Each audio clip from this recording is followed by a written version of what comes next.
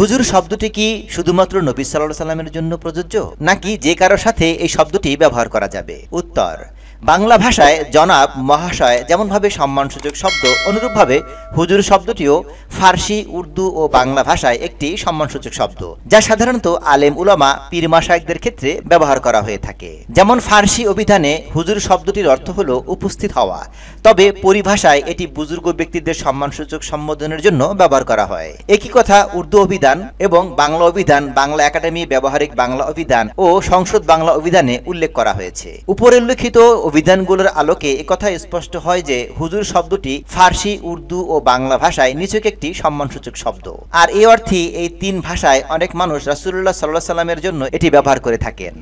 শারঈ পরিভাষা হিসেবে এটি ব্যবহার করা হয় না। শব্দটি যেহেতু ব্যাপক, তাই রাসূলুল্লাহ সাল্লাল্লাহু আলাইহি সাল্লামের জন্য তা ব্যবহার করা হলে সাধারণত অধিক সম্মান বোঝানোর জন্য এর সাথে আকরাম শব্দ যোগ করে হুজুরে আকরাম বলা হয়। মোট কথা, হুজুর শব্দটি সম্মানসূচক বটে, তবে এটি এমন কোনো শব্দ নয় যা শুধু রাসূল করিম সাল্লাল্লাহু আলাইহি সাল্লামের জন্য ব্যবহৃত হয়, বরং তা ব্যাপকভাবে ব্যবহৃত একটি শব্দ। ফাতওয়ায়ে মাহমুদিয়া 3/342। নসিহত চ্যানেলটি সাবস্ক্রাইব করার জন্য সবিনয় অনুরোধ করছি।